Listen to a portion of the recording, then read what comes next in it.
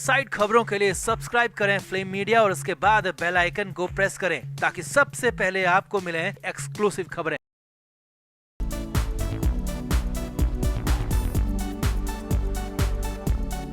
रत्ना पाठक हमेशा अपनी अदायगी से लोगों के दिलों में खास जगह रखती आई हैं। टीवी हो या फिल्में, रत्ना पाठक का जलवा दशकों से लोगों पर चलता आ रहा है। गोलमाल, थप्पड़, लिपस्टिक अंडर माय बुर्का और पहेली जैसी 5 दर्जन से ज्यादा फिल्मों में काम कर चुकी रत्ना पाठक अब फैंस के निशाने पर आ गई हैं। रत्ना पाठक ने एक इंटरव्यू में हिंदू महिलाओं पर जो घटिया टिप्पणी की है, उसके बाद तो हंगामा मच गया है। दरअसल में हाल ही में रत्ना पाठक एक शो में गई थी, जहां इंटरव्यू के दौरान उनसे भारतीय महिलाओं की स्थिति के बारे में सवाल किए गए, जिसमें पहले तो रत्ना काफी लॉजिकल बातें कर रही थी, महिलाओं के खिलाफ हो रहे अत्याचार पर बोल रही थी, मगर फिर एक सवाल के जवाब में रत्ना पाठक ने हिंदू महिलाओं को बेवकूफ और मूर्ख तक कह दिया और तो और हिंदू महिलाओं के करवा चौथ के व्रत को लेकर ऐसा कुछ बोल दिया, जिसके बाद तो वो पूरी तरह ट्रोल हो चुकी हैं। तो आखिर खुद हिंदू औरत होकर रत्ना पाठक ने क्यों दिया ऐसा विवादित बयान? क्या है पाठक का वो बयान जिस पर हंगामा मच गया है? आपको बताते हैं सब। आप भी वीडियो को शेयर करें और कमेंट करके अपनी राय जरूर दें।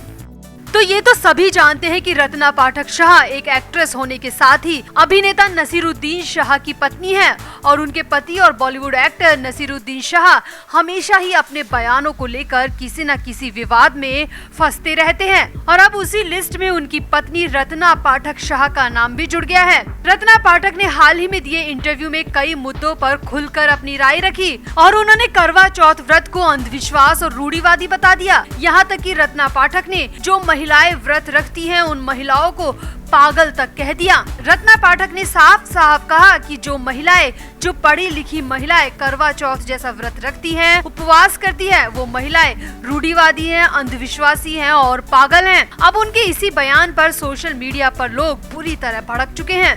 पिंक विला को दिए अपने इंटरव्यू में रत्ना पाठक शाह से जब पूछा गया कि क्या वो अपने पति की सलामती के लिए व्रत रखती हैं, तो इस पर उन्होंने पलटकर जवाब दिया, मैं क्या पागल हूँ जो मैं ऐसे व्रत करूँगी।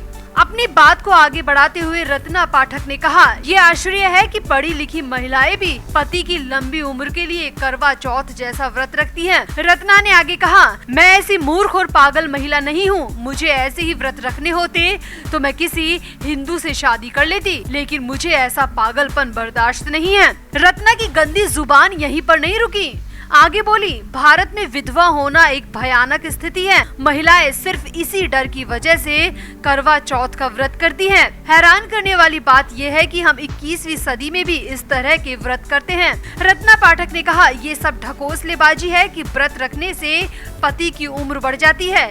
ये हिंदू महिलाओं का बनाया हुआ ढोंग है जो कि पूरी तरह से गलत है, इसे बंद होना चाहिए। रत्ना पाठक ने यहाँ पर अपनी बात को आगे बढ़ाते हुए कहा, हम एक बेहद रूढ़िवादी समाज की तरफ आगे बढ़ रहे हैं। यहाँ पर महिलाओं को बेड़ियों में जकड़ने का काम किया जा रहा है। दुनिया के किसी भी कंजर्वेटिव समाज में देख लीजिए, महिलाएं सबसे पहले प्रभावित होती हैं। सऊदी अरब को ही देख लीजिए, क्या हम अपने देश को सऊदी अरब बनाना चाहते हैं? तो सीधे तौर पर रत्ना पाठक का कहने का मतलब है कि जो हिंदू महिलाएं अपने पति की लंबी उम्र की कामना के लिए करवा चौथ का व्रत रखती हैं, दिन भर भूखी प्यासी रहती हैं और चांद निकलने का इंतजार करती हैं, वो महिलाएं देश को सऊदी अरब बनाने पे तुली हुई हैं, क्योंकि वो पागल हैं, ढकोसलेबाज हैं। यहाँ बता दें कि सोशल मीडिया पर रत्ना पाठक शाह को अपने इस इंटरव्यू और खासकर करवा चौथ पर की गई घिनौनी टिप्पणी पर काफी ट्रोल किया जा रहा है। सिर्फ महिलाएं ही नहीं बल्कि हिंदू समाज का हर व्यक्ति एक्ट्रेस के इस बयान से काफी नाराज है और गुस्से में भी है। सीधे तौर पर हिंदू महिलाएं जो कि करवा चौथ का व्रत करती हैं, वो रत्ना पाठक की नजर में पागल हैं, मूर्ख हैं। वैसे भी नसीरुद्दीन शाह अक्सर मोदी सरकार पर हमलावर रहे हैं। उन्होंने कई मौकों पर मोदी सरकार की आलोचना करते हुए उन्हें मुसलमानों के खिलाफ तक बता दिया और अपनी कई बार हद पार कर चुके हैं। अब नसीरुद्दीन शाह की पत्नी रत्ना पाठक शाह ने हिंदू त्योहार और महिलाओं पर जहर उगला है। करवा चौथ व्रत को अंधविश्वास और रूढ़िवादिता बताते हुए रत्ना पाठक शाह ने इसे मनाने वाली महिलाओं का मजाक तक उड़ा दिया। रत्ना पाठक के इस बयान का जमकर विरोध हो रहा है और कई लोगों ने उन्हें सोशल मीडिया पर आईना दिखाते हुए इस्लाम पर बोलने की चुनौती तक दे दी है और लोग कह रहे हैं कि अगर हिम्मत है तो इस्लाम में होने वाले 3 तलाक और अन्य मुद्दों पर बोलकर दिखाएं। तो आपको क्या लगता है, रत्ना पाठक का ये बयान उनकी कैसी मानसिकता को दर्शाता है? जिस हिंदुस्तान ने रत्ना पाठक को यहाँ तक पहुँचाया, उन्हीं के खिलाफ जहर उगलकर रत्ना आखिर कहना क्या चाहती है? क्या मुस्लिम से शादी करके वो हिंदू त्योहारों और हिंदू महिलाओं का मजाक उड़ाने का लाइसेंस लेकर बैठी हैं? तो आप भी रत्ना पाठक को उन्हीं की भाषा में जवाब जरूर दें और उनके इस भद्दे बयान पर अपनी राय कमेंट बॉक्स में जरूर दें।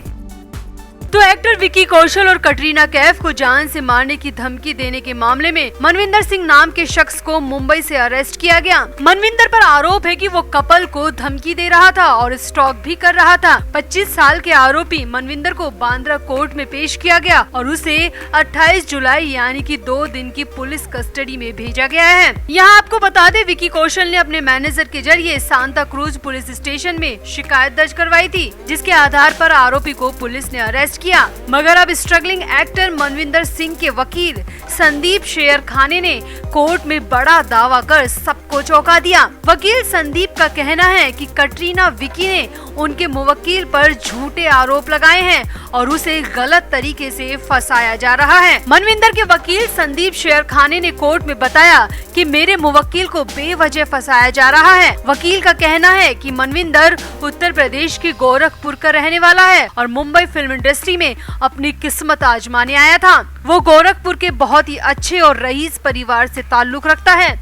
वकील का कहना है कि मेरे मुवक्किल ने ना तो कटरीना को स्टॉक किया और ना ही कभी विकी को जान से मारने की धमकी दी। उन पर विकी और कटरीना द्वारा लगाए गए सारे आरोप बेबुनियाद और एकदम झूठे हैं। वकील ने कोर्ट में इसकी पूरी वजह भी बताई। वकील संदीप शेर खाने ने बताया कि कटरीना कैफ और उनका परिवार मनविंदर को पिछले 3 साल से अच्छी तरह से जानता है। मनविंदर साल 2019 से कटरीना और उनके परिवार के संपर्क में रहा है। दोनों के बीच फोन और सोशल मीडिया के जरिए लगातार बातचीत भी होती थी। कटरीना की बहन आयशा कैफ से भी मनविंदर लगातार टच में था, मगर फिर किसी वजह से कटरीना और उनकी बहन से मेरे मुवक्किल का मनमुटाव हो गया और उसके बाद कुछ बातों को क्लियर करने के लिए मनविंदर ने कटरीना और उनकी बहन को कुछ मैसेज किए थे। मनविंदर के वकील का दावा है कि कटरीना और उनकी बहन ने मनविंदर से लाखों रुपए के महंगे महंगे गिफ्ट लिए हैं। मनविंदर ने कटरीना और उनकी बहन आयशा के अलावा कटरीना के पूरे परिवार को काफी महंगे गिफ्ट दिए हैं और कई बार फ्लाइट्स की टिकट के साथ होटल का खर्चा भी उठाया है, जो कि लाखों रुपए में था। वकील ने मनविंदर के साथ कटरीना और उनकी बहन और कटरीना के पूरे परिवार की फोटो और वीडियोस भी कोर्ट को दिखाए और वकील का कहना है कि अगर आप किसी को अच्छी तरह जानते भी नहीं हो तो इतनी इंटीमेट फोटोज कैसे ली जा सकती हैं। वकील का दावा है कि हमारे पास मनविंदर के साथ कटरीना की कई निजी तस्वीरें भी मौजूद है, जो कि हम वक्त आने पर कोर्ट में जरूर पेश करेंगे।